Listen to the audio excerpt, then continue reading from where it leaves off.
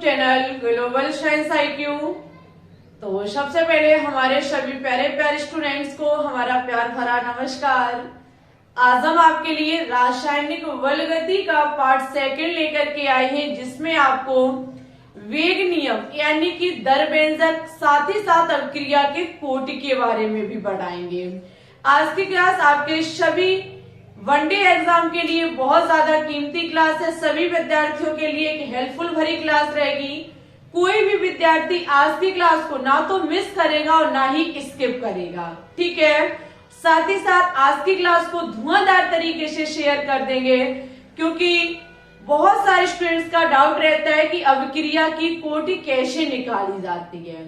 आज आप सीख जाएंगे कि अवक्रिया की कोटि कैसे निकाली जाती है। बहुत सारे न्यूमेरिकल हम आपके लिए लेकर के आए हैं, जहां से आप 100% सीख जाएंगे, ठीक है। और चाहे आप वनडे एग्जाम किसी की भी प्रिपरेशन करते हो, चाहे वो CP नेट का एग्जाम हो, ABBMU, KGMU, nursing, AIIMS, paramedical, BHU, RUHS, class 11-12, सभी विद्यार्थियों के लिए बहुत ज्यादा कीमती क्लास है। फटाफट कॉपी पेन को उठा लेंगे सभी विद्यार्थी। जैसे जैसे हम चीजों को पढ़ाते चले, मेरे साथ कॉपी में नोट डाउन करते रहेंगे, ठीक है। तो चलिए वही हेडिंग लगाएंगे, वेग नियम या फिर जिसे दर व्यंजक कहा जाता है। साथ में हेडिंग लगाएंगे अवक्रिया की कोटि। वेग नियम और अवक्रिया की कोटि एक दूसरे से रिलेटेड है। वेग नियम सीख गए, अवक्रिया की कोटि सीख जाएंगे। आप पता भी नहीं कर पाएंगे कि मैम ने कब वेग नियम पढ़ाया और कब अवक्रिया की कोटि पे हम पहुंच गए। ना भरोसा हो तो एक बार क्लास को पूरा देखकर ही जाइएगा, तभी आपको पता चलेगा कि हाँ कहाँ कितने हद तक हमने सही कहा है। हेडिंग लगाएंगे सभी विद्यार्थी, वेग नियम। वेग नियम, इसे हम दर व्यंजक भी कहते हैं। और इसके साथ साथ आज की क्लास में जो आप सीखेंगे वो है आपका अवक्रिया की कोटि। क्या सीखेंगे? अवक्रिया की कोटि। हमारे लिए जो मेन चीज है वो अवक्रिया की कोटि ही है, ठीक है। Very important and most important, ये हमारी यानी कि बहुत ही इंपॉर्टेंट हमारा टॉपिक है अवक्रिया की कोटि। सबसे पहले देखो हम इसमें क्या करते हैं, एक एक चीज स्टेप बाय स्टेप सिखाएंगे। आपने पिछले लेक्चर में एक चीज सीखी थी, जहां पे हमने सबसे पहले आपको अवक्रिया का वेग निकालना सिखाया। समझना मेरी बात को, अवक्रिया का वेग निकालना सिखाया। हम कैसे लिखते हैं अवक्रिया का वेग। अवक्रिया का वेग लिखने के लिए हमें अवकारक और उत्पाद की सांद्रता में जो परिवर्तन होता है वटे में उसका समय लिखते हैं। एक छोटी सी जानकारी और हमने सभी विद्यार्थियों को उस वीडियो में दी थी कि जो आपके अवक्रिया होती है वो किन किन कारकों पर निर्भर करती है। जहां मैंने एक चीज आपको लिखाई थी कि अवक्रिया का वेग जो है वो अवकारकों की सांद्रता पर निर्भर करता है। बस आज के लिए वो एक छोटा सा पॉइंट आपके लिए अनमोल रतन की तरह काम करेगा। कौन सा? कि अवक्रिया का जो वेग है वो अवकारक की सांद्रता पर निर्भर करता है। सबसे पहले हम करते क्या काम है, एक अवक्रिया लेते। सपोज दैट हमारी अवक्रिया है ABC अवक्रिया से हमारा कोई D+E उत्पाद बन रहा है। माना कि अवक्रिया को हम बैलेंस करते हैं, आगे कुछ लगा देते हैं, ठीक है। अगर हम इसमें देखें, इस अवक्रिया में देखें तो आपका अवकारक क्या है? अवकारक का मतलब है जो अवक्रिया में भाग लेता है। A, B और C ये आपके अवकारक होंगे। कौन कौन होंगे? A, B और C ये आपके अवकारक हैं। जबकि उत्पाद की बात की जाए तो आपका उत्पाद क्या है? D है और E है, क्योंकि ये दोनों अवक्रिया में बन के तैयार हुए हैं, D और E। अब बात की जाए कि ठीक है हम समझ गए कि अवक्रिया में जो भाग लेते हैं वो अवकारक होते हैं और हमें जो प्राप्त होता है वो उत्पाद होता है। हमने वही चीज आपके सामने रख दी। अब बात है कि मैम जी अभी आपने से 2 लगा दिया और हमने भी कई क्लासों में देखा है कि क्या करते हैं टीचर लोग, जैसे कि नाइट्रोजन की क्रिया हाइड्रोजन के साथ कराते हैं तो भाई साहब अमोनिया बनके तैयार हो जाती है। हमने ये भी देखा है कि क्या करते हैं सभी हाइड्रोजन के आगे 2 लगा देते हैं और अमोनिया बनी हाइड्रोजन के आगे 3 लगा देते हैं और अमोनिया बनी उसके आगे 2 लगा देते हैं और कह देते हैं कि अब क्रिया बैलेंस हो गई। बट ये है क्या हमारी मर्जी है हमने लगा दी है? ये कोई बात रही?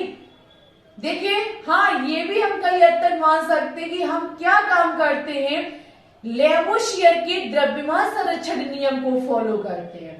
हम हमेशा क्लास में एक्स्ट्रा पॉइंट डालने की कोशिश करते रहते हैं, इधर से उधर से हर एक चैप्टर का एक्स्ट्रा पॉइंट हम ऐड करते रहते हैं। हमेशा हमारी कोशिश रहती है कि जितना हमने अपने जीवन में सीखा उतना आपको सिखाए, जितना आज हमने सीखा जितना हम आने वाले समय में सीखेंगे वो सब हम आपको सिखा देंगे। अभी हम खुद एक स्टूडेंट्स की तरह काम करते हैं, स्टूडेंट्स की तरह हम प्रिपरेशन करते हैं, लेकिन जितना सीखते हैं उतना 100% आपको सिखाते हैं। आज की दुनिया में सर्वज्ञानी कोई नहीं है, सब पढ़ते हैं तभी पढ़ाते हैं और हमेशा हमारी कोशिश रहती है कि हम अपने से ज्यादा आपको सिखाने की कोशिश करें और हमेशा एक्स्ट्रा पॉइंट को ऐड करते रहते हैं। तो यहाँ पे एक्स्ट्रा पॉइंट हमने आपको एक चीज सिखाई कि अवक्रिया को बैलेंस करने का सीधा मतलब है कि लेवोशियर के द्रव्यमान संरक्षण नियम को फॉलो करना, क्योंकि द्रव्यमान संरक्षण का नियम कहता है कि ना तो द्रव को उत्पन्न किया जा सकता है और ना ही द्रव को नष्ट किया जा सकता है। बस उसी को फॉलो करते हुए हम अवक्रिया को बैलेंस करने के लिए यौगिकों के आगे या अणुओं के आगे किसी न किसी अंक को लगा देते और अवक्रिया को बैलेंस कर देते हैं। लेकिन अवक्रिया को बैलेंस करने के लिए जो यहाँ ये अंक लगाए जाते हैं इनको रस समीकरण मितीय गुणांक कहा जाता है। क्या कहा जाता है? रस समीकरण मितीय गुणांक।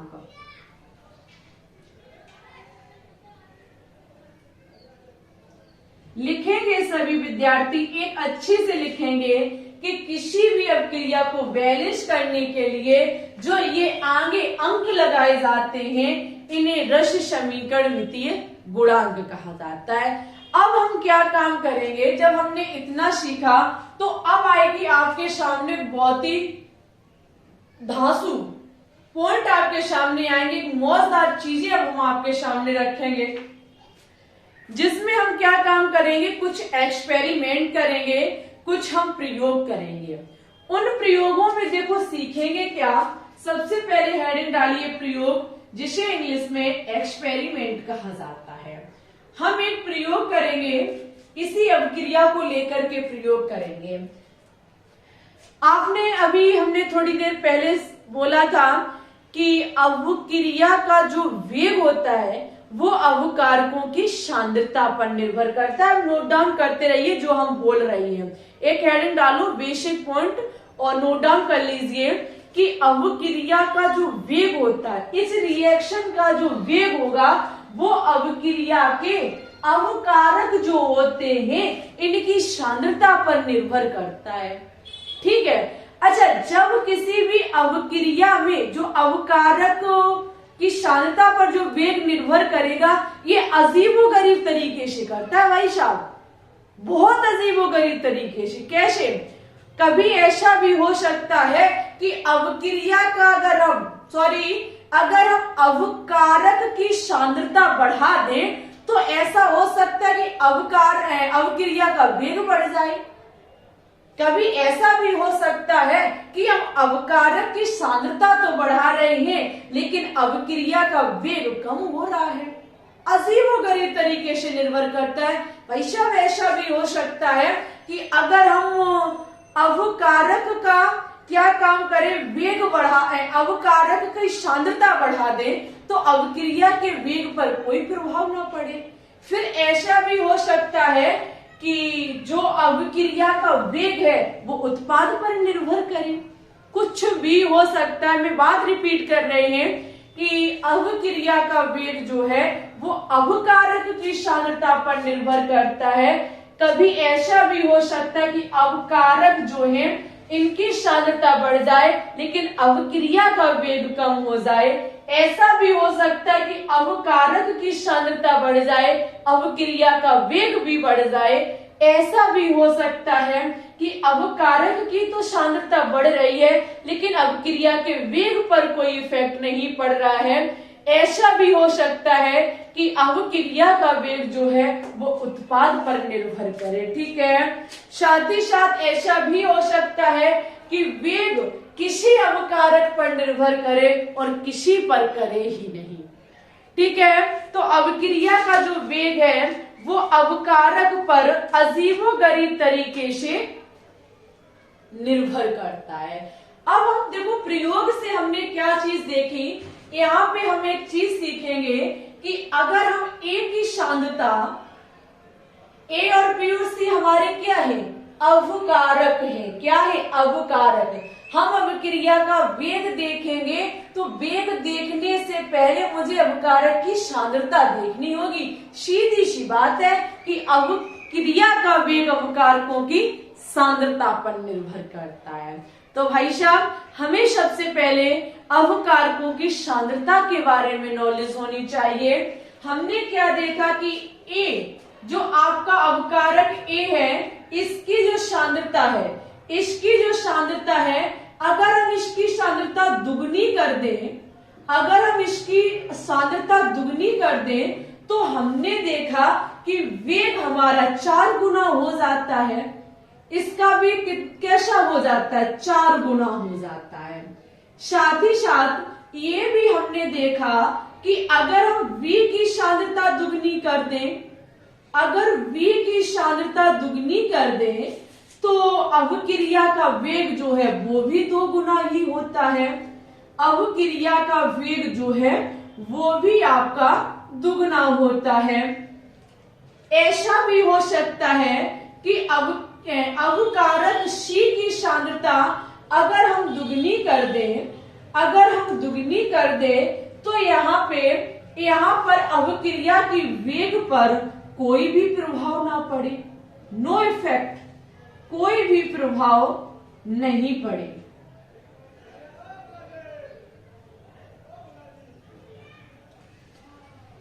हमने क्या काम किया, हम अभिक्रिया का वेग देखेंगे। वेग जो है अभिक्रिया का वो निर्भर करता है अभिकारक की सांद्रता पर। ये हमारे तीनों अभिकारक हैं। जब हम किसी अभिकारक को गुण कोष्टक में बंद कर देते हैं तो सीधा सा मतलब होता है कि ये इसकी सांद्रता है। ठीक है। जैसे हमने A की सांद्रता जो अभिकारक है इसकी 2 गुनी कर दी तो अभिक्रिया का वेग 4 गुना पाया गया। हाँ, अगर हम अभिकारक V का जो सांद्रता है अगर वो दुगनी है तो पाया गया कि वेग भी आपका 2 गुना ही निकल के आता है। ऐसा भी देखा गया कि अगर अभिकारक A की सांद्रता दुगनी कर दी जाए, अभिकारक A की सांद्रता अगर दुगनी कर दी जाए तो वेग पर कोई प्रभाव नहीं पड़ता है। यहाँ से हमें एक चीज सीखने को मिलती है, नोट डाउन करेंगे सभी विद्यार्थी। एक चीज हमें सीखने को मिलती है कि सपोज दैट हम क्या काम करते हैं, किसी x को हम डबल कर दें। अगर हम x को डबल कर दें तो y भी डबल हो जाता है। x को डबल कर दें तो y भी हमारा डबल हो जाता है। तो ये y जो है वो x का क्या है, समानुपाती है। मेरी बात को समझना, सभी ध्यान से समझेंगे कि हम एक चीज देख सकते हैं कि सपोज दैट हमारे पास कोई x है, हमारे पास कोई y है। अगर हम x को डबल करते हैं तो y भी हमारी कैसी हो रही है, डबल हो रही है। अगर हम b को दुगुना करते हैं तो वेग भी कैसा निकलता है, दुगुना निकलता है। हम कह सकते हैं कि x के समानुपाती होता है y। x बढ़ेगा, y बढ़ेगा, y बढ़ेगा, x बढ़ेगा। हमने सेकंड चीज एक और पाई कि अगर हम x को डबल करते हैं, अगर हम x को डबल करते हैं तो y हमारा 4 गुना यानी कि 4th गुना हो जाता है। कैसा हो जाता है? 4th हो जाता है, ये इसका वेग 4वां हो जाता है। तो हम कह सकते हैं कि y जो है वो x स्क्वायर के समानुपाती है। किसके? x स्क्वायर के समानुपाती है।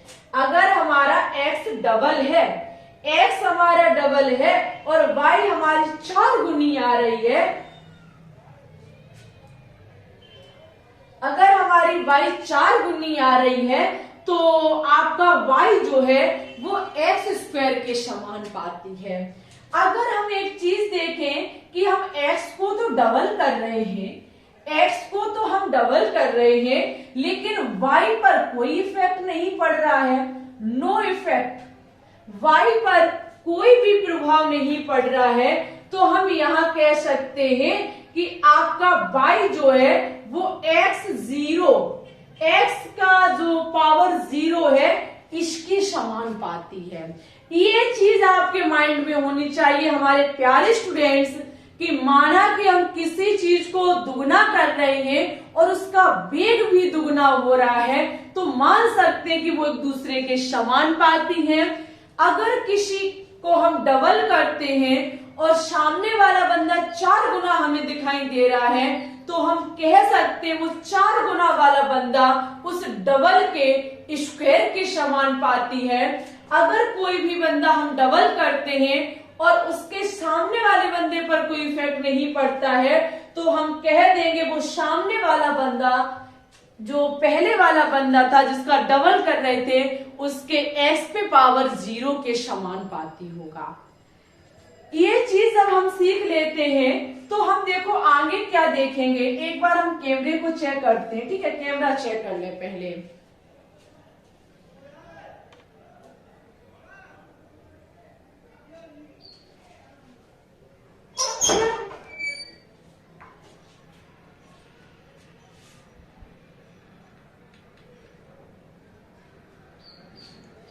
आगे देखो, अब हम एक चीज कह सकते हैं यहाँ पे, अगर यहां हम देख सकते हैं कि जो आपका वेग, जो आपका a का वेग है 2 गुना करने पर कितना निकल रहा है? 4 गुना।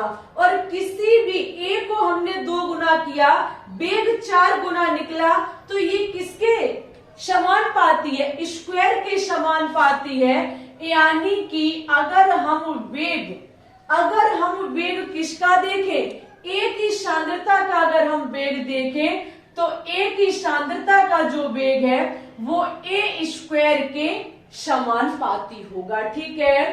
ठीक है, क्योंकि ये x स्क्वायर समानुपाती y। अगर हम वेग किसका देखें, अगर हम वेग v का देखें तो v का जो वेग है वो समानुपाती होगा v की सांद्रता के। अगर हम क्या काम करें, वेग c का देखें तो c का वेग पर कोई इफेक्ट नहीं पड़ रहा है, यानी कि इस पे क्या हो जाएगा? c की सांद्रता पर पावर 0।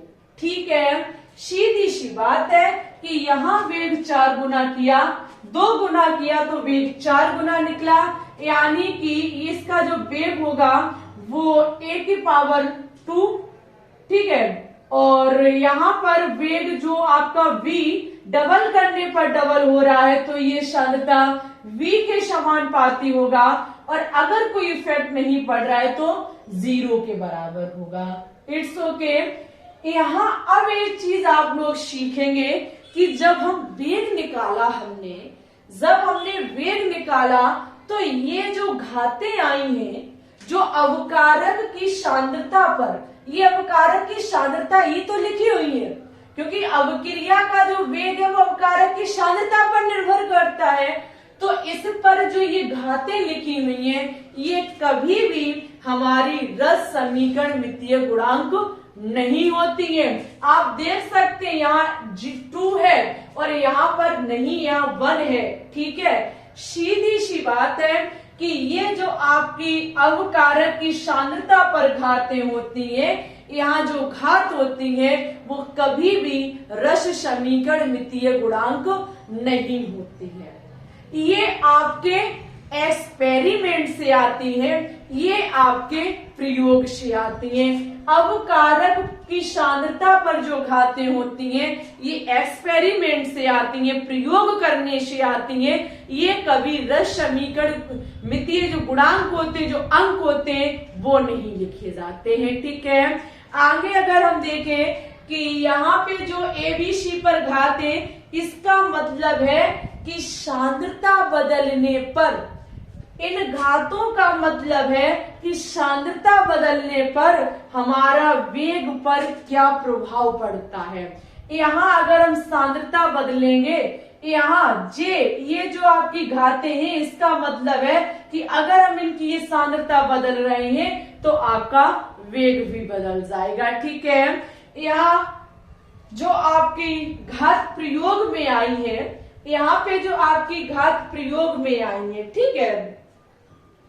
अब इतनी चीज हमारी कंफर्म होती है, किसी भी अपक्रिया का जो वेग है वो अवकारकों की सांद्रता पर निर्भर करता है। अवकारक पर जो ये घातें लगी होती हैं ये कभी भी रस समीकरण मितीय गुणांक नहीं होते हैं। ये अवकारक की सांद्रता पर जो घातें लगी होती हैं ये हमेशा एक्सपेरिमेंट से आती हैं। कैसे, वो अभी आप न्यूमेरिकल में सीखेंगे।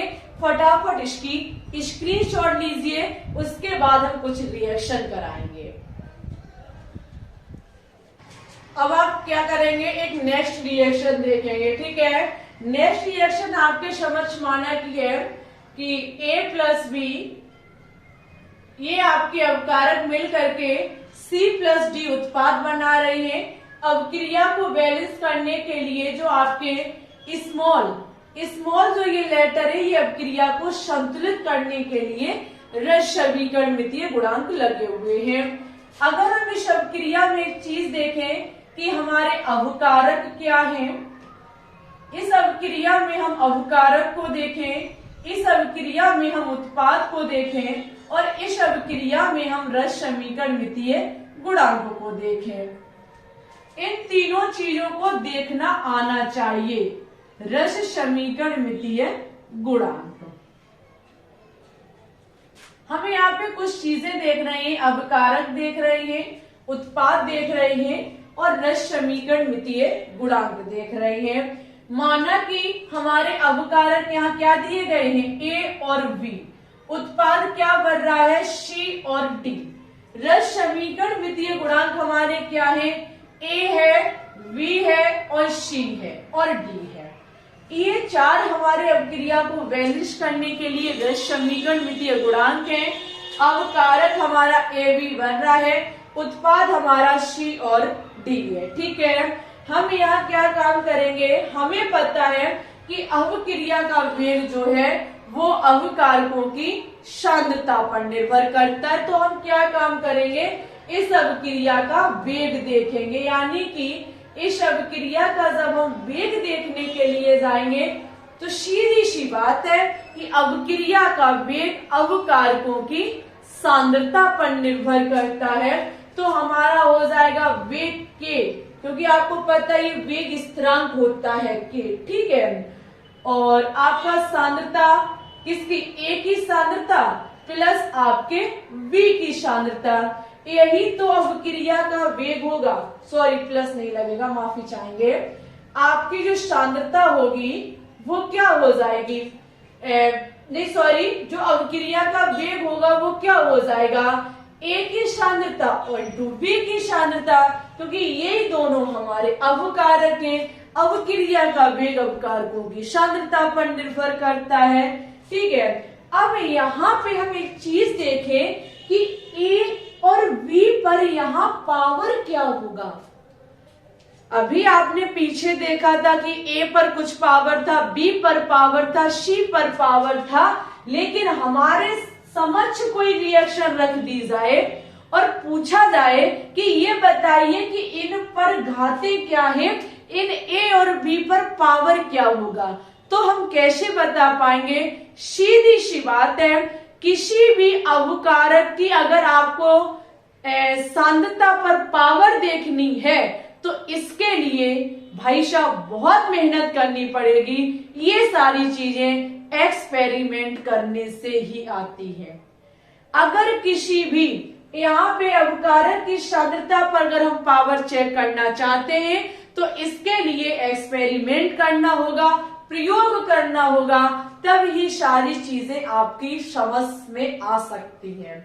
हम मान लेते माना कि हमारी A पर पावर X है और हमारी V पर पावर Y है, तब हमारी अवक्रिया का वेग क्या हो जाएगा?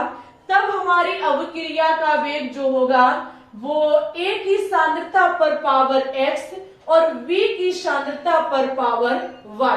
देखो कभी कभी होता क्या, यहाँ समानुपाती का चिन्ह लगा दिया जाता है, आगे जाके हटाकर के लगा दिया जाता है, हमने डायरेक्ट यहाँ के लगा दिया है। ठीक है, यहाँ पर एक चीज आप हमेशा ध्यान रखेंगे, नोट डाउन कर लेंगे सभी विद्यार्थी कि यहाँ पर अवक्रिया की जो अवकारक, ये जो अवकारक पर ये जो पावर लिखे हुए हैं, अवकारक की सांद्रता पर ये जो पावर लिखे हुए हैं x, y, ये आपके धनात्मक भी हो सकते हैं, ये आपके ऋणात्मक भी हो सकते हैं, ये शून्य भी हो सकते हैं और ये आपके भिन्नात्मक भी हो सकते हैं। हमारी बात की आज गांठ बांध लीजिए कि अवक्रिया का जब हम वेग निकालने जाते हैं तो ये अवकारक की सांद्रता पर निर्भर करते हैं। इन अवकारक की सांद्रता पर ये जो घातें लगी होती हैं, ये प्लस भी हो सकती है, माइनस भी हो सकती हैं, ये जीरो भी हो सकती हैं और ये ऋणात्मक भी हो सकती है। ठीक है, ये कुछ भी हो सकती है और ये घातें आएंगी कैसे? तो ये घातें आप जब एक्सपेरिमेंट करेंगे, जब आप बहुत सारा प्रयोग करेंगे, तब ही ये चीज आ सकती है। बिना एक्सपेरिमेंट के आप बिल्कुल रत्ती भर भी पता नहीं कर पाएंगे कि किसकी घात क्या होगी। ठीक है, यहाँ पर हमारा क्या हो जाएगा? वेग बराबर के A की सांद्रता पर पावर x, V की सांद्रता पर पावर y। ठीक है, अगर हम यहाँ देखें कि k बराबर हमारा क्या है, तो k है हमारा वेग स्थिरांक। समझते रहना मेरी बात को, k क्या है? हमारा वेग स्थिरांक। ठीक है, अगर हम देखें कि यहाँ हमारी ये गुण कोष्टक में जो A लिखा हुआ है, ये है हमारा अवकारक A की सांद्रता। क्या है? अवकारक A की सांद्रता। ये जो आपकी A लिखी हुई है, ये है अवकारक A की सांद्रता और इस अवकारक A पर जो अवकारक A की सांद्रता ये लिखी हुई है, इस पर जो पावर x लगा हुआ है, ये x है हमारी अवक्रिया की कोटि A के सापेक्ष। दिल खुश हो गया भाई साहब, हमारे एक बात समझ में आई कि जो अवकारकों की सांद्रता पर घातें लगी होती हैं, वो ही हमारी कोटि होती है। क्या होती है? कोटि होती है। यानी कि जब वो हमारी कोटि है तो एक बात स्पष्ट होती है कि जब हम किसी अवक्रिया की कोटि निकालने जाते हैं तो ये आपको एक्सपेरिमेंट से पता चलेगी, ये आपको प्रयोग से पता चलेगी। क्योंकि सीधी बात है, यदि हमारे साथ ये भी हो सकता है कि अवकारक की सांद्रता बढ़ जाए तो अवक्रिया का वेग कम हो जाए, ज्यादा हो जाए, किस पर कौन डिपेंड करता है, ये सारी चीजें एक्सपेरिमेंट से ही क्लियर हो सकती हैं। तो यहाँ पर अगर हम A पर पावर जो आपका x चढ़ा हुआ है, ये x है आपका अवक्रिया की कोटि A के सापेक्ष। क्या है? यहाँ पे जो आपका x है वो है अवक्रिया की कोटि, अवक्रिया की कोटि A के सापेक्ष। किसके सापेक्ष? A के सापेक्ष। ठीक है, आगे अगर हम देखें कि आपका ये V क्या है, V क्या है, ये V है अवकारक V की सांद्रता, अवकारक V की सांद्रता। ठीक है, अगर हम देखें कि ये B पे पावर Y क्या है, Y है अवक्रिया की कोटि,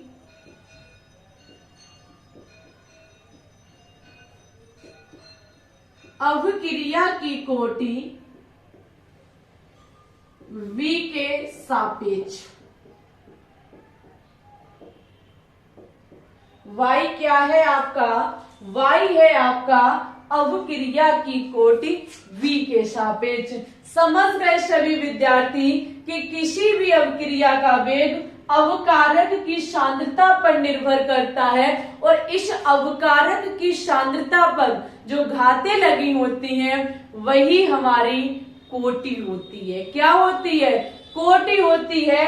यहाँ पे अगर हम इसमें एक चीज देखें, यहाँ अगर हम कभी कभी वनडे एग्जाम क्या पूछता है कि इस अवक्रिया की कोटि ज्ञात कीजिए, वो कोटि निर्भर किस पर करती है, अवक्रिया के वेग पर निर्भर करती है, क्योंकि अवक्रिया का वेग बराबर होता है अवकारकों की सांद्रता, और उस सांद्रता पर जो घातें लगी होती हैं वही हमारी अवक्रिया की कोटि कहलाती है। और हमारे प्यारे स्टूडेंट्स, अगर हम क्या काम करें, आगे आप इसके बाद लिख लेंगे, इसके बाद इसके नीचे लिख लीजिएगा कि अगर हम यहाँ पर जो घातें होती हैं, कितने भी अवकारक हो सकते हैं, अगर इन घातों को हम प्लस कर दें तो यहां से हमारा n निकल के आ जाता है, और ये n होती है संपूर्ण अवक्रिया की कोटि। क्या होती है, संपूर्ण अवक्रिया की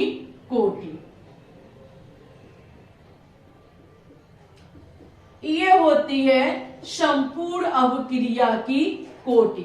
हमसे वनडे एग्जाम हमेशा क्वेश्चन यही करता है कि ये रही रिएक्शन, इस रिएक्शन की आप कोटि बताइए, तभी तो कोट निकालना मुश्किल हो जाता है, क्योंकि कोट को निकालना तभी आ सकता है जब आपकी मजबूत तैयारी होगी। अवक्रिया की कोट हमेशा एक्सपेरिमेंट से आती है, प्रयोग करने से आती है। ठीक है, यहाँ पर जो अवकारक की सांद्रता पे घातों को हम जोड़ देंगे तो हमारा n निकल के आ जाएगा। n का मतलब है कि पूरी अवक्रिया की कोटि क्या है, संपूर्ण अवक्रिया की कोटि, यानी कि ऑर्डर हमारा निकल के आ जाता है। यहाँ एक चीज सब बच्चे नोट डाउन कर लेंगे, यहाँ पर एक नोट डाउन करेंगे, हम बोल रहे हैं आप लोग लिख लेंगे कि x, y अवकारक के रसमी हो, x, y अवकारक के रस समीकरण द्वितीय गुणांक a, b के बराबर हो भी सकते हैं और नहीं भी हो सकते हैं। बहुत बड़ी बात हम कह रहे हैं कि जो आपकी अवक्रिया की यहाँ पे अवकारक की सांद्रता पर जो घातें आई हैं, ये जरूरी नहीं है कि रस समीकरण द्वितीय गुणांक के बराबर है। हाँ, बाई चांस हो सकता है कोई ऐसी रिएक्शन हो कि अवकारक के आगे रस समीकरण द्वितीय गुणांक 2 लगा हुआ है और अवक्रिया की कोटि भी 2 निकल के आ जाए, लेकिन हम नहीं, ऐसा नहीं फिर भी बोला जा सकता कि रस समीकरण द्वितीय गुणांक ही अवक्रिया की कोटि होती है, बिल्कुल नहीं होती है। यहाँ पर आपके ये एक्स वाई ए बी के बराबर हो भी सकते हैं। कौन से ए बी? ये रस समीकरण द्वितीय गुणांक वाले, इनके बराबर हो भी सकते हैं और नहीं भी हो सकते हैं। ठीक है, ये था हमारा आज का बहुत ही बड़ा कॉन्सेप्ट। सभी विद्यार्थी से हमने एक बात बोली थी कि कब हम अवक्रिया का वेग नियम पढ़ाते पढ़ाते कोट पर आ जाएंगे आप समझ भी नहीं पाएंगे। हमने पहले अवक्रिया में अवकारक उत्पाद बताए, उसके बाद हमने बताया कि अवक्रिया का वेग अवकारक पर डिपेंड करता है।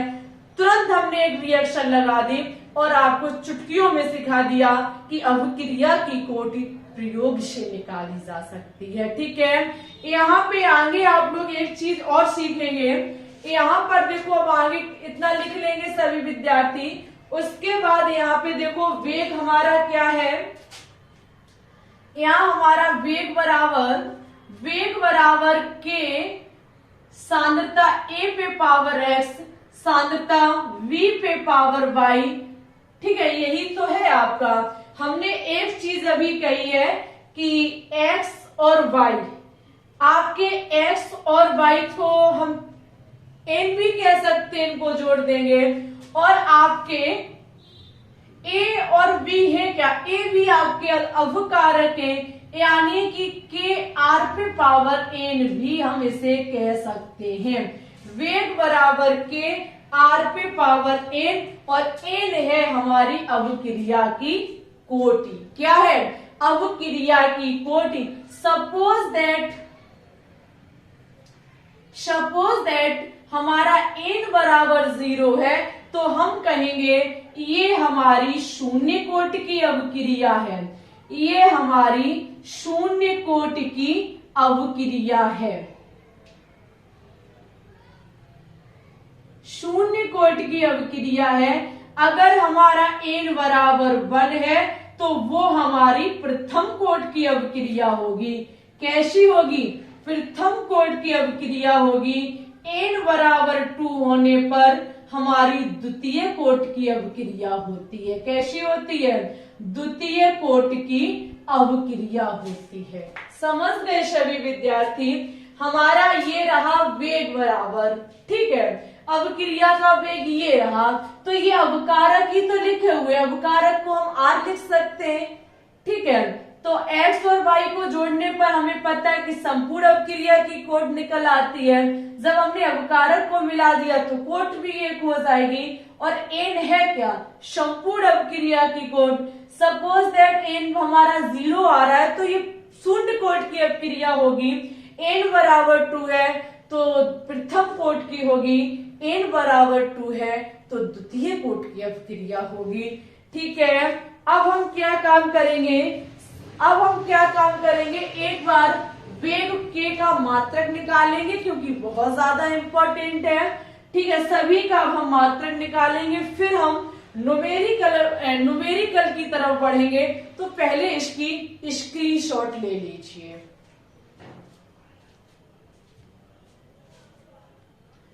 ठीक है, ले ली सभी विद्यार्थी ने। अब हम क्या काम करेंगे, वेग स्थिरांक k की यूनिट को देखेंगे, k के मात्रक को देखेंगे।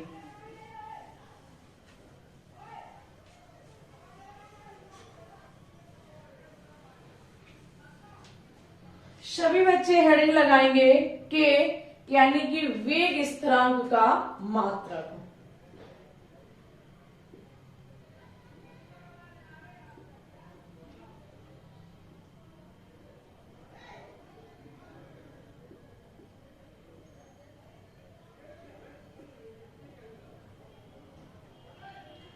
हम k की यूनिट देखने जा रहे हैं। k बराबर हमारा होता क्या है, अभी हमारा क्या था, वेग बराबर k इंटू अवकारक की सांद्रता, यही तो था।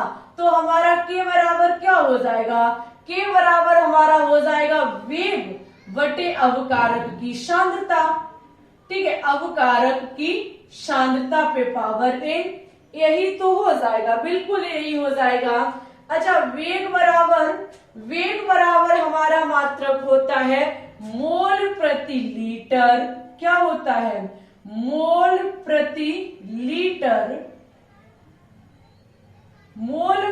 लीटर बटे सेकेंड। ये होता है हमारा वेग का मात्रक मोल प्रति लीटर बटे सेकेंड। और अवक्रिया R, जो अवकारक A की सांद्रता है, इसका मात्रक होता है मोल प्रति लीटर।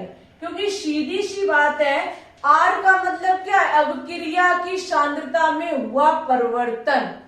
ठीक है, तो अवक्रिया की सांद्रता में हुआ परिवर्तन का मतलब क्या है, मोल प्रति लीटर। और आपका इस पे क्या हो जाएगा, पावर n, यही तो हो जाएगा। हाँ जी, बिल्कुल हो जाएगा।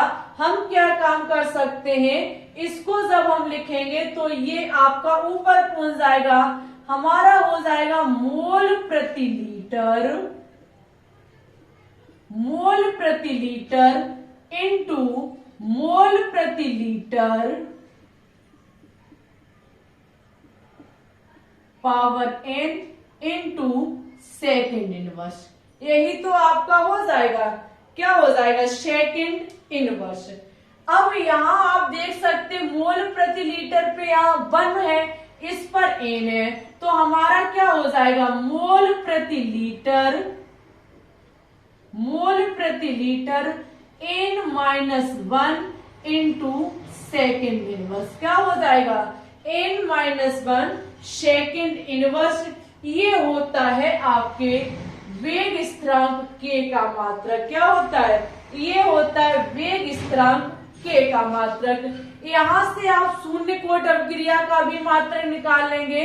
अगर हमारा n बराबर 0 रख दिया जाए, n बराबर हमारा 0 रख दिया जाए, तो लिख लीजिए शून्य कोट की अवक्रिया का मात्रक क्या हो जाएगा, शून्य कोट अवक्रिया का मात्रक।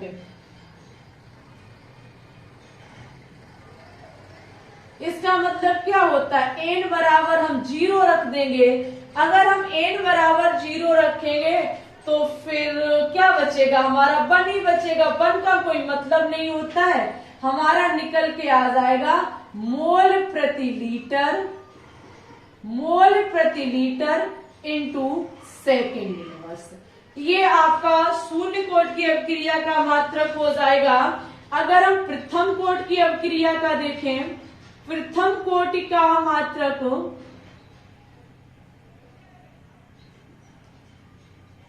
तो प्रथम कोट का मतलब है n बराबर 1 को रखना।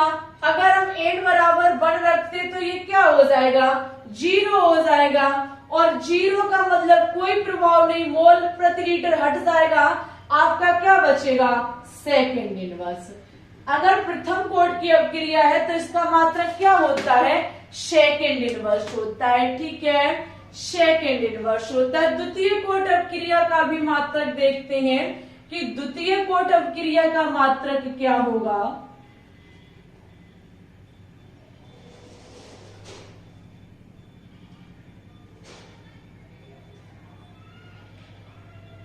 द्वितीय कोट अवक्रिया का मात्रक का मतलब है कि यहाँ हम 2 रखेंगे। जब हम यहाँ 2 रखेंगे तो हमारा हो जाएगा मोल प्रति लीटर। देखना यहाँ 2 रखेंगे तो मोल प्रति लीटर -1 इंटू सेकेंड इनवर्स, यही तो हो जाएगा। अगर हमें इनवर्स ही हटाना है तो इसको उल्टा कर दीजिए, तो आपका क्या हो जाएगा, लीटर बटे मोल इंटू सेकेंड इनवर्स, यही तो हो जाएगा सेकेंड इनवर्स। अब ये मोल आपका ऊपर जाएगा तो litre into mole inverse into second inverse आपके द्वितीय कोट अभिक्रिया का मात्रक हो जाएगा। ठीक है, तीनों मात्रक इंपॉर्टेंट है, वनडे एग्जाम भाई साहब बहुत ज्यादा मात्रकों को पूछता है। ठीक है, वेग का शून्य कोट, प्रथम कोट, द्वितीय कोट, सभी के मात्रक की स्क्रीनशॉट लेंगे। अब देखिए वनडे एग्जाम कोट से क्वेश्चंस कैसे पूछता है। अब हम देखेंगे कि कैसे हम अवक्रिया की कोटि को निकालते हैं। लीजिए फटाफट इसकी स्क्रीनशॉट ले ली। ओके, चलो भाई अब हम देखेंगे क्वेश्चन। बहुत एक्टिव होना है आप लोगों को, एकदम पूरी नजर, पूरा फोकस आपका बोर्ड की तरफ होना चाहिए, बिल्कुल नजर नहीं घुमानी है। ठीक है, नजर घूम गई चीजें कभी पल्ले नहीं पड़ेंगी आपके। भैया बहुत कीमती चीजें करा रहे हैं इस टाइम, हम बहुत ज्यादा महत्वपूर्ण चीजें करा रहे हैं। हम क्या काम करेंगे, अब क्वेश्चंस को लिखना स्टार्ट करेंगे। बहुत सारे क्वेश्चंस आपके सामने रखेंगे हम। सबसे पहले हमारा फर्स्ट क्वेश्चन, पहला क्वेश्चन है, देखिएगा क्या क्वेश्चन कहता है कि अवक्रिया है हमारी 2a + 3b से हमारा कोई उत्पाद बन रहा है। ठीक है, हमारा कोई प्रोडक्ट बन रहा है। अवक्रिया में है क्या कि 2a + 3b क्रिया कर रहा है और कोई उत्पाद बन रहा है। हमसे क्वेश्चन कहता है कि अगर अवक्रिया की कोटि, क्वेश्चन ने कहा है कि अवक्रिया की कोटि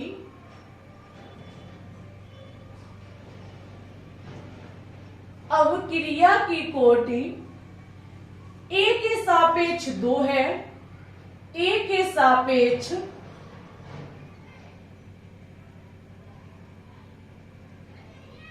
सापेक्ष कितनी है?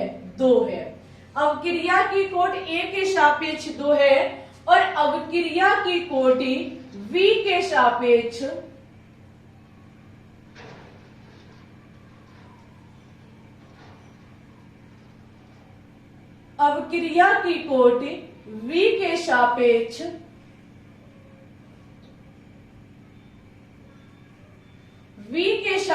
आपकी कितनी है? माइनस की 1 है।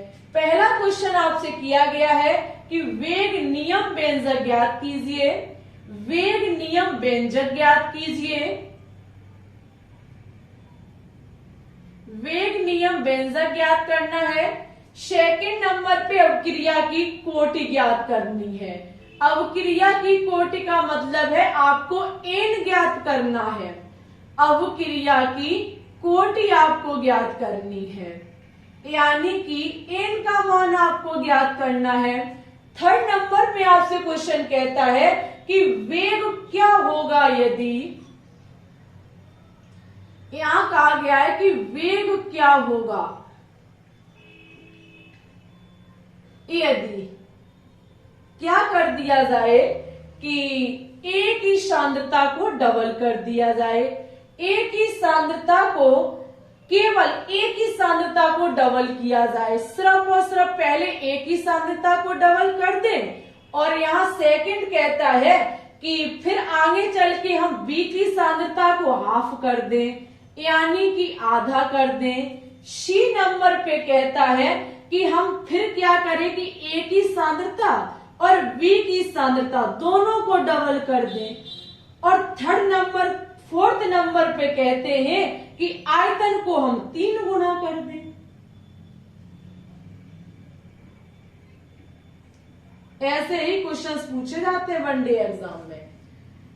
समझो, आपसे क्वेश्चन दिया गया, बहुत बड़ा क्वेश्चन है और चुटकियों में सॉल्व हो जाएगा। क्वेश्चन कहता है कि अवक्रिया है हमारी जहां 2a + 3b मिलकर के कोई उत्पाद बना रहे हैं। अवक्रिया की कोट जो a के सापेक्ष है वो 2 है और अवक्रिया की कोट v के सापेक्ष -1 है। बहुत अच्छी बात है। वेग नियम व्यंजक पहले ज्ञात करना है आपको, फिर अवक्रिया की कोट ज्ञात करनी है। फिर नेक्स्ट पॉइंट कहता है कि अवक्रिया का वेग क्या होगा।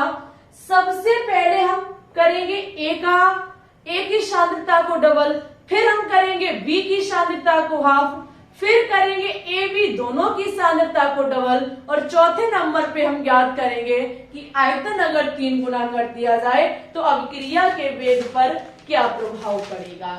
ये सारी चीज हमें यहाँ देखनी है। लीजिए प्रभु का नाम और क्वेश्चंस को करना स्टार्ट करिए। देखना स्टेप बाय स्टेप चीजें, स्टेप बाय स्टेप चीजें आप देखेंगे। सबसे पहले हम क्या काम करेंगे, वेग नियम व्यंजक ज्ञात करेंगे। वेग नियम व्यंजक का मतलब है कि फर्स्ट नंबर पे हम अवक्रिया का वेग निकालने जा रहे हैं। अवक्रिया का वेग बराबर कहता है कि अवकारक की सांद्रता, अवकारक a की सांद्रता, अवकारक v की सांद्रता। ठीक है, साथ ही साथ इसमें अवक्रिया का व्यंजक ज्ञात करेंगे तो इसमें कोई ना कोई घात भी होगी। तो उन्होंने कहा है कि अवक्रिया की कोट a के सापेक्ष, यानी कि अवक्रिया की जो कोट है a के सापेक्ष वो आपकी 2 है। ठीक है, क्योंकि कोट का मतलब इन पर घात, और अवक्रिया की कोट v के सापेक्ष -1 है। बस पहला हमारा सॉल्व हुआ, ये निकल के आ गया वेग व्यंजक। ठीक है, सेकंड सेकंड नंबर पे हम अवक्रिया की कोटि ज्ञात करेंगे। अवक्रिया की कोटि का मतलब है हम n को ज्ञात करेंगे। n बराबर होता क्या है, अवकारक पर जो घातें लगी हुई हैं उन्हीं को जोड़ देना ही हमारी अवक्रिया की कोटि कहलाती है। तो यहाँ पर 2 है और -1, वैसे यहाँ प्लस हो जाता -1, तो ये 2 -1 ही तो हो जाएगा। अवक्रिया की कोटि हमारी कितनी निकल के आएगी, 1 निकल के आएगी। सेकंड पॉइंट भी हमारा सॉल्व हो गया। ठीक है, चलो भाई तीसरे पे चलते हैं, जहां पे हमें सबसे पहले क्या काम करना है, वेग क्या होगा यदि हम एक ही सांद्रता को डबल कर दें। सबसे पहले हमारा वेग ये रहा, लेकिन हमें काम क्या करना है, एक ही सांद्रता को डबल करना है। किसकी सांद्रता को डबल करना है, एक ही सांद्रता को डबल करना है। चलो भाई कर लेते हैं। हमारा वेग, पहले वाला वेग ये रहा, अब हम ऑप्शन ए वाले को देख करके निकालेंगे वेग। ये वेग हमारा R1 है, अब हम वेग निकालेंगे R2। R2 वेग जब हम निकालेंगे तो उसमें केवल हमें क्या काम करना पड़ेगा, एक ही सांद्रता को डबल करना होगा। हम 2a कर देंगे, v से अभी हमें कुछ नहीं करना है। ठीक है, तब क्वेश्चन कहता है कि इसका वेग क्या होगा। इसका जब हम वेग निकालने जाएंगे तो हमें क्या काम करना पड़ेगा, R2 बटे R1 हम रखेंगे। शर्त ये है कि बेटा जब हम एक ही सांद्रता को डबल कर देते हैं तो वेग पर क्या प्रभाव पड़ता है। तो भाई साहब नया वेग जब हम निकालेंगे तो हमें R2 बटे R1 करना पड़ेगा। R2 हमारा क्या है, K2 A की सांद्रता पे पावर 2 और V की सांद्रता पर पावर -1 वटे में आपका अब R1 कितना है, K A की सांद्रता पर पावर 2 V की सांद्रता पर पावर 1। देखो भाई साहब इससे ये कट हो जाएगा, इससे ये कट हो जाएगा, इससे ये एक चला जाएगा।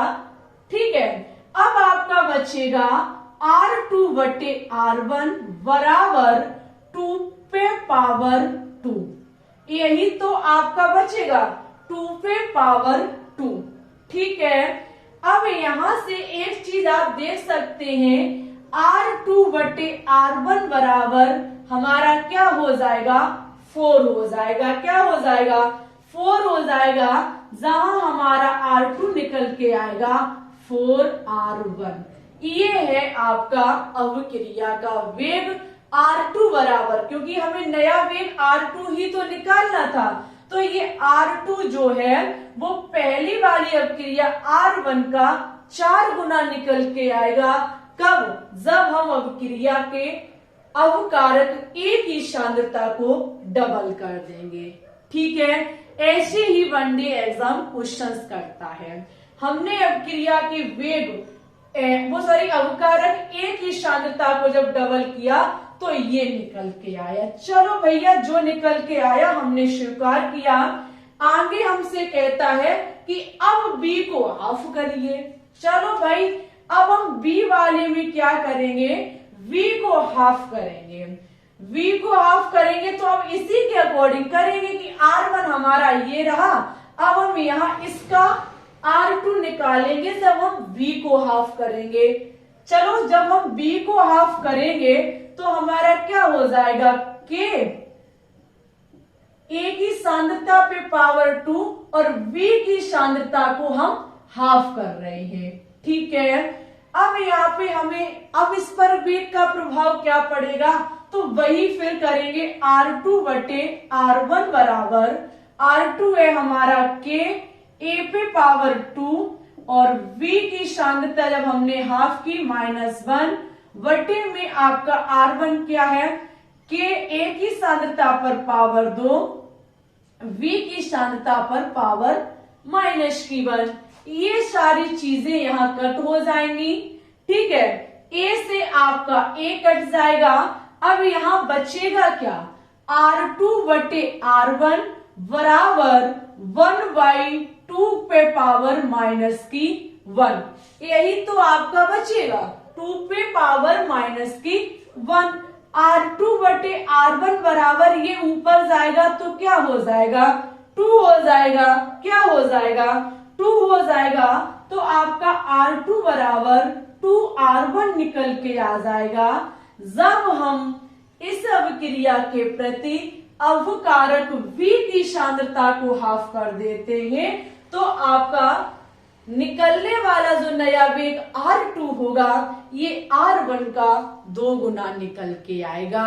ठीक है, ऐसे हम ज्ञात करते हैं। अब हम क्या काम करेंगे, नेक्स्ट काम करेंगे कि A और V दोनों को सांद्रता एक साथ में डबल करेंगे, A की भी और V की। पहले में कहा गया कि सिर्फ A की सांद्रता को डबल करो, फिर कहा गया कि ओनली V की सांद्रता को हाफ करो। थर्ड ऑप्शन कहता है कि A की सांद्रता को भी डबल करो और B की सांद्रता को भी डबल करो। चलो भाई साहब इसकी जरा स्क्रीनशॉट ले लीजिए फटाफट से। ठीक है, अब हम क्या करेंगे, A की सांद्रता को भी डबल करेंगे और B की सांद्रता को भी डबल करेंगे, तब देखेंगे कि नया C हमारा क्या निकलता है। यहां अब हम सी वाले ऑप्शन को देखेंगे। सी में हमें क्या काम करना है, R2 बराबर यहाँ के A की सांद्रता भी हमारी डबल हो गई और हमारी V की सांद्रता भी डबल हो गई। V की सांद्रता भी हमने डबल कर दी। अब हम करेंगे R2/R1 बराबर K 2A पे पावर 2V सांद्रता -1 वटे में आपका K A की सांद्रता पर 2 और V की सांद्रता पर -1। K से K चला जाएगा, A से A कट जाएगा, V से V हमारा कट जाएगा। बचेगा क्या, R2/R1 बराबर 2 पे पावर 2 माइनस 2 पे पावर -1। यही तो आपका माइनस क्यों, मल्टीप्लाई, यही तो आपका बचेगा। हाँ जी बिल्कुल बचेगा। यहाँ पे आप लोग देखो R2/R1 बराबर 2 पे पावर 2 को हम 4 लिखेंगे और इसे हम 1/2 कर दें तो ये हमारा इनवर्स हट जाएगा। इससे ये कटेगा, 2 निकल के आएगा। R2 बराबर R1 इक्वल टू 2, यानी कि R2 बराबर 2R1। जब हम दोनों को डबल करते हैं तब भी आपका R2 R1 का 2 गुना निकल के आता है। ठीक है, समझे हमारे प्यारे स्टूडेंट्स। A की सांद्रता डबल, V की सांद्रता हाफ, दोनों को एक साथ डबल करने पर हम कैसे क्या करते हैं। ठीक है, अब भाई साहब D कहता है हमसे, D कहता है कि अगर हम आयतन 3 गुना कर दें। अब भाई साहब बहुत बड़ी मुसीबत आ गई कि आयतन को हम डबल करेंगे तो क्या होगा। सबसे पहले सांद्रता का आयतन पर इफेक्ट क्या पड़ता है, जरा इसको नोट डाउन करेंगे। फॉर्मूला होता है हमारा सांद्रता बराबर मोल बटे आयतन। क्या होता है, मोल बटे आयतन। सांद्रता बराबर हमारा फॉर्मूला होता है मोल बटे आयतन। सीधा सा यहाँ मतलब है कि अगर हम सांद्रता बढ़ाएंगे तो आयतन घटेगा, आयतन बढ़ाएंगे तो सांद्रता घटेगी, क्योंकि ये एक दूसरे के व्युत्क्रमानुपाती है। कैसे है, व्युत्क्रमानुपाती है। हम क्या काम कर रहे हैं, आयतन को अगर हम 3 गुना कर रहे हैं तो यहाँ सांद्रता कैसे हो जाएगी, 3 गुनी कम हो जाएगी। सीधी सी बात है कि आयतन 3 गुना हम क्या काम कर रहे हैं, 3 गुना यहाँ कर रहे हैं, आयतन 3 गुना बढ़ा रहे हैं तो अवकारक की सांद्रता 3 गुनी कम हो जाएगी। समझ गए मेरी बात को। तो यहाँ पर जब आयतन की सांद्रता, पहले यहाँ पे है क्या, यहां पहले आपका R1 बराबर है क्या, K, A पे पावर 2 और V की सांद्रता पे पावर -1। अगर हम आयतन को 3 गुना बढ़ा रहे हैं तो इनकी सांद्रता कम हो जाएगी। कैसी हो जाएगी, कम हो जाएगी। तो हमारा R2 निकल के आएगा A/3। क्यों, क्योंकि सांद्रता 3 गुनी फिर कम हो जाएगी, पावर 2 V/3 पे पावर -1। अब आपका ऐसे ये निकल के आएगा। ठीक है, हम क्या काम करेंगे, R/R1 करेंगे। ठीक है, जब हम करेंगे तो आपका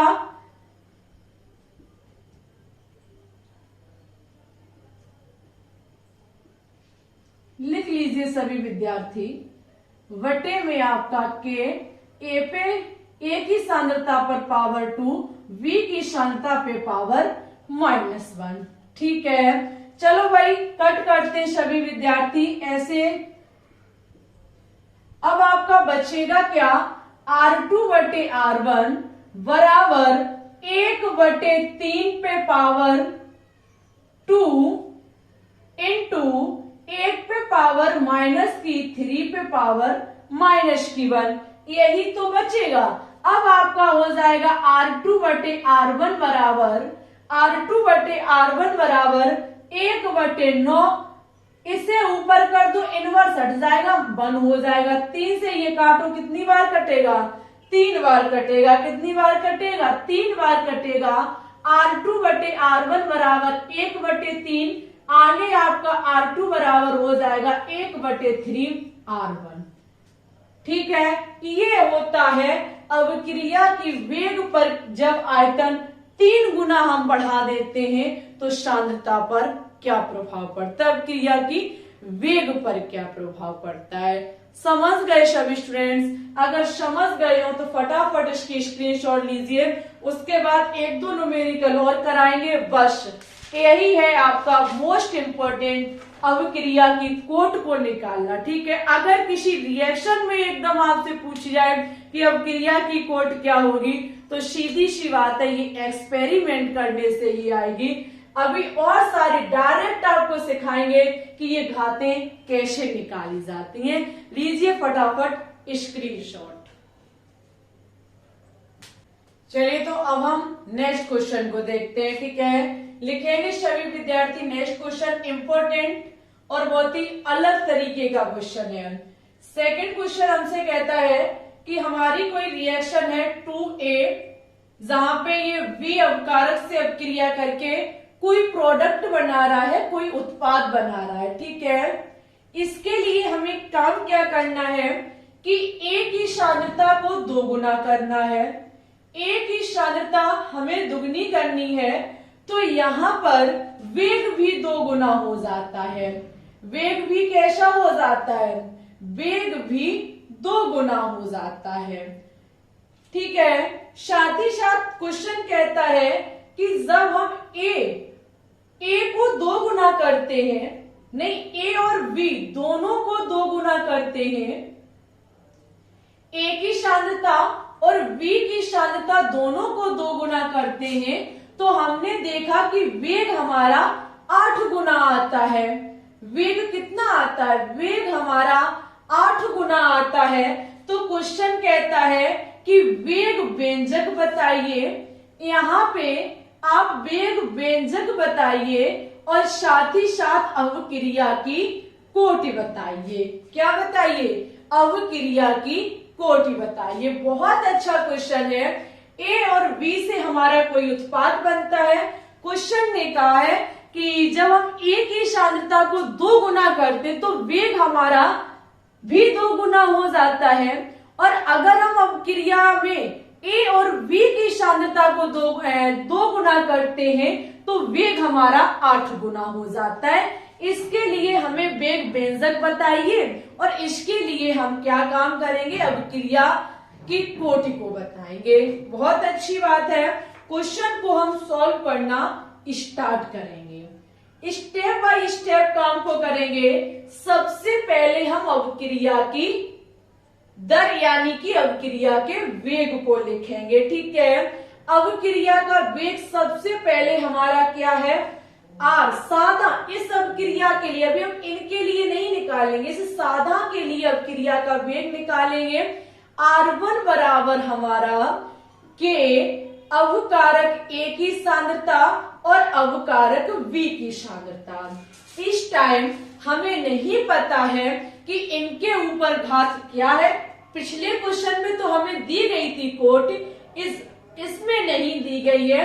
हम कह देंगे कि x पर वो एक पे जो घात है वो x है और b पर जो है वो y। अपनी तरफ से हमने ऐसा बोल दिया है। ठीक है, अब आगे हमारी नेक्स्ट शर्त कहती है कि a को हम 2 गुना करेंगे, a को हम 2 गुना करेंगे। ठीक है, यानी कि यहाँ पे r बराबर, चलो भाई a को हम 2 गुना कर देते हैं, या a ही, r छोड़ो, r1 मत करो, r। ठीक है, a को हम 2 गुना कर देते हैं और b पर हम यहाँ कुछ नहीं करते हैं, b पर हम यहाँ कुछ नहीं करते हैं। उन्होंने कहा कि वेग जो है, वेग भी हमारा 2 गुना हो जाता है। ये समीकरण फर्स्ट, ये समीकरण सेकंड। आगे वो कहते हैं कि हम क्या काम करेंगे, a और b दोनों को 2 गुना कर देंगे। दोनों को हमने 2 गुना कर दिया। ठीक है, तो अवक्रिया का वेग 8 गुना हो जाता है। ये हमारा तीसरा समीकरण है। कैसा समीकरण है, तीसरा समीकरण है। ऐसी कभी स्थिति दी जाए, अवक्रिया दी जाए, ऐसा आपसे बोला जाए तो स्टेप बाय स्टेप सब चीजों को करते चले जाओ।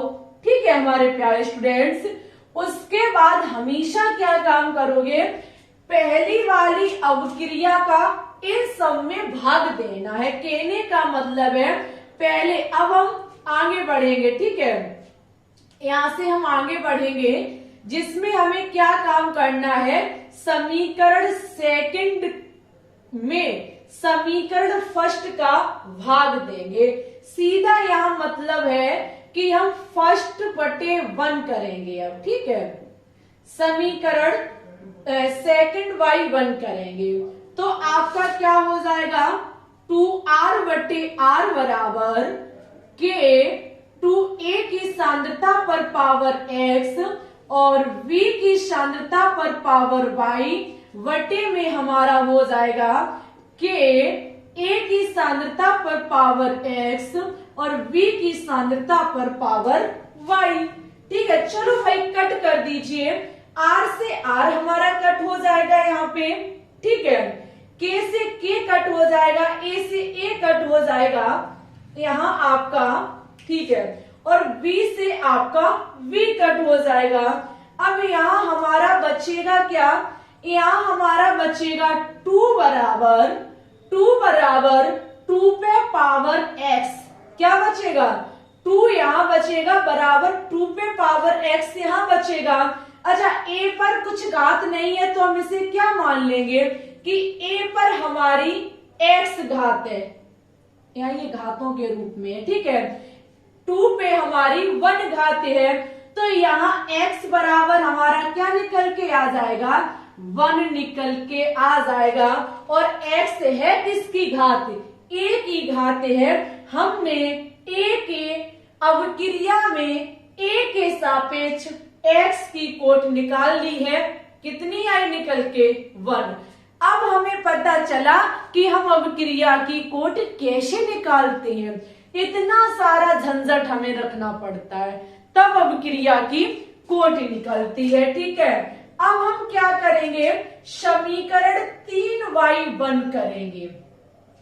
अभी 2y1 करा था, अब हम 3y1 करेंगे। चलो भाई 3y1 करेंगे तो 8r वटे r बराबर आपका क्या है, k 2a पे पावर x और 2v की सांद्रता पर पावर y वटे में आपका k a की सांद्रता पर पावर x और v की सांद्रता पर पावर y।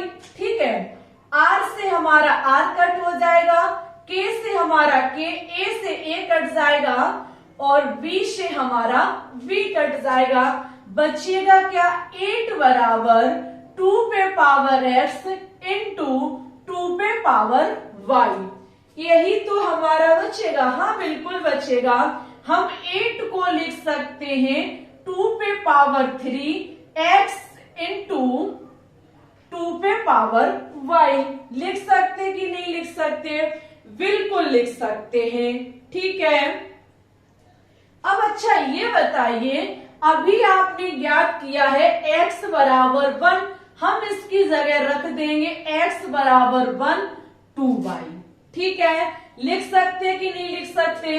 बिल्कुल लिख सकते हैं। ये 2 और गुणा में घातें जुड़ जाती हैं तो 1 प्लस हमारा y हो जाएगा। यहाँ पे 1 प्लस y इक्वल टू किसके है? 3 के, क्योंकि ये घातों के है। यहाँ पे हमारा y बराबर हो जाएगा 3 माइनस 1, y बराबर हमारा 2 निकल के आ जाएगा। कितना निकल के आ जाएगा? 2 निकल के आ जाएगा। अब हमें यहाँ देखेंगे, अब हमें यहाँ एक चीज देखेंगे। अब देखो क्या होगा। अब हम अवक्रिया का वेग व्यंजक लिखेंगे। अब हम अवक्रिया का वेग व्यंजक नया लिखेंगे। अवक्रिया है हमारी, अवक्रिया का पहले हमारी क्या है? R बराबर के ए की सांद्रता इंटू V की सांद्रता। इस पर जो आपकी x है, x कितनी निकल के आई? 1 निकल के आई। और y कितनी निकल के आई? 2 निकल के आई। आपको पता है कि अभिकारकों की जो सांद्रता होती है, अगर हम इनको ऐड कर दें, अगर हम इनको ऐड कर दें तो हमारी संपूर्ण अभिक्रिया कोटि n का मान निकल के आ जाता है।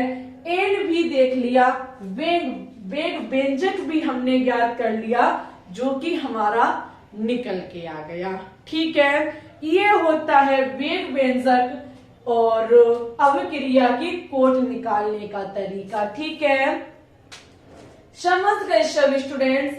अच्छा, ऐसे अब आपको कुछ भी दे दिया जाए, चाहे कितनी भी बड़ी अभिक्रिया हो, कितना भी गुना हम वेग कर दें, कुछ भी कर दें, बस हर एक स्टेप बाय स्टेप आपको चीजें फॉलो करनी पड़ेगी। जैसे हम नेक्स्ट क्वेश्चन आप लोगों को होमवर्क में दे रही हैं, सब विद्यार्थी घर पे ट्राई करेंगे और हमें कमेंट बॉक्स में लिख करके बताएंगे। वैसे हम और भी, मैंने बोला था लगभग 1.5 घंटे की क्लास होगी, वही आपकी थोड़ी बहुत 1 घंटे से तो ज्यादा हो चुकी है। और आपको पता है कि फिलहाल हमारी थोड़ी तबीयत ठीक नहीं चल रही है, नसों में प्रॉब्लम चल रही है। तो अगर बस ऐसे ही आप स्टेप बाय स्टेप चीजें ज्ञात करते चले जाएंगे। अब इससे बनने वाले न्यूमेरिकल्स जो भी क्वेश्चंस है, वो अब आपको जो चैप्टर वाइज हम क्वेश्चंस कराएंगे उसमें सिखा देंगे। एक क्वेश्चंस होमवर्क में देंगे, सभी विद्यार्थी कोशिश करेंगे। हाँ, अगर आएगा नहीं तो आप कमेंट सेक्शन में लिख देंगे, हम आपको फिर समझा देंगे। ऐसा नहीं है कि हम समझाएंगे नहीं। ठीक है। और अभिक्रिया की कोट से बहुत ज्यादा वनडे एग्जाम क्वेश्चंस पूछता है। सीधी सी बात है कि अभिक्रिया की कोट जो है वो आपको ज्यादा से ज्यादा एक्सपेरिमेंट करने से ही आ सकती है। सभी बच्चे होमवर्क में एक क्वेश्चन लिखेंगे। अभिक्रिया है हमारी 3a plus 2b plus 3c से हमारा उत्पाद बन रहा है। क्या बन रहा है? हमारा उत्पाद बन रहा है। जहां पहला कहता है कि आयतन दोगुना करने पर, आयतन दोगुना करने पर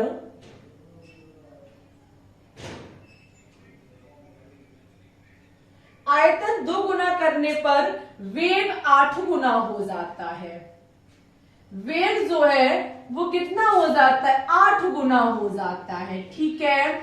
सेकंड नंबर आपसे यहाँ कहता है कि जब हम क्या काम करते हैं, सांद्रता A को 2 गुना कर देते हैं, सांद्रता A को हम जब 2 गुना कर देते हैं तो, और सांद्रता A को 2 गुना करते हैं और V की सांद्रता को हम हाफ कर देते हैं, यानी कि आधा कर देते हैं। ठीक है। तब जो हमारी अवक्रिया का वेग होता है वो निकल के आता है 4 गुना। कितना निकल के आता है? 4 गुना निकल के आता है। ठीक है, आगे आपसे कहता है क्वेश्चन कि जब हम C की सांद्रता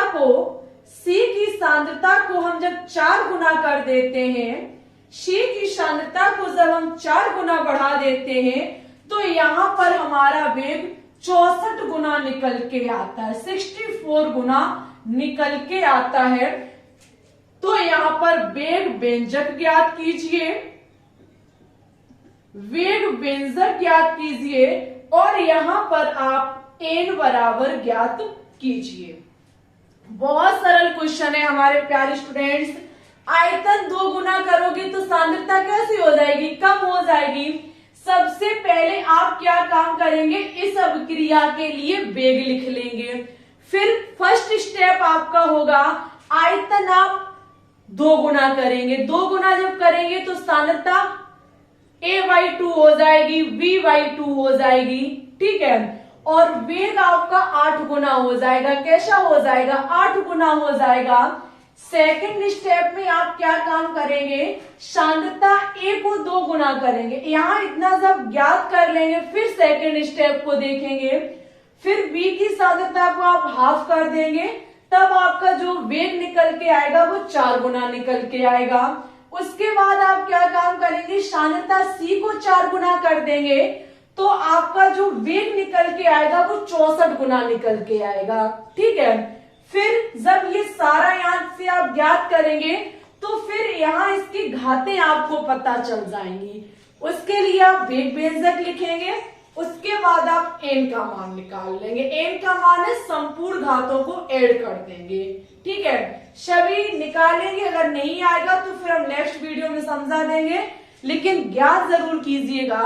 ठीक है, और बताइएगा कि वेग व्यंजक कितना निकल के आया और आपका ये n का मान कितना निकल के आया। ठीक है, नेक्स्ट वीडियो में आपको शून्य कोटि की अपक्रिया पढ़ाएंगे, फिर प्रथम कोटि की, द्वितीय कोटि की, आणविकता चैप्टर हमारा खत्म हो जाएगा। और आज सुबह 10 बजे आपकी लाइव स्ट्रीम होगी। अब डेली सुबह 10 बजे लाइव क्लास लिया करेंगे क्योंकि शाम टाइम बहुत ज्यादा गर्मी हो जाती है। ओके, अगर आज की वीडियो अच्छी लगी हो तो प्लीज इसे लाइक कर दें, शेयर ना किया हो तो शेयर कर दें। चैनल पे अगर आप न्यू है तो चैनल को भी सब्सक्राइब कर लें। टेलीग्राम चैनल को जरूर ज्वाइन कर लें, वहां पे हमने कई क्लासों की पीडीएफ सेंड कर दी है। तो अगर क्वेश्चंस देखना चाहते हैं तो टेलीग्राम चैनल को ज्वाइन कर ले। ठीक है, आज के लिए बस इतना ही रखते हैं। मिलते हैं 10 बजे की लाइव स्ट्रीम में। तब तक के लिए ऑल द बेस्ट।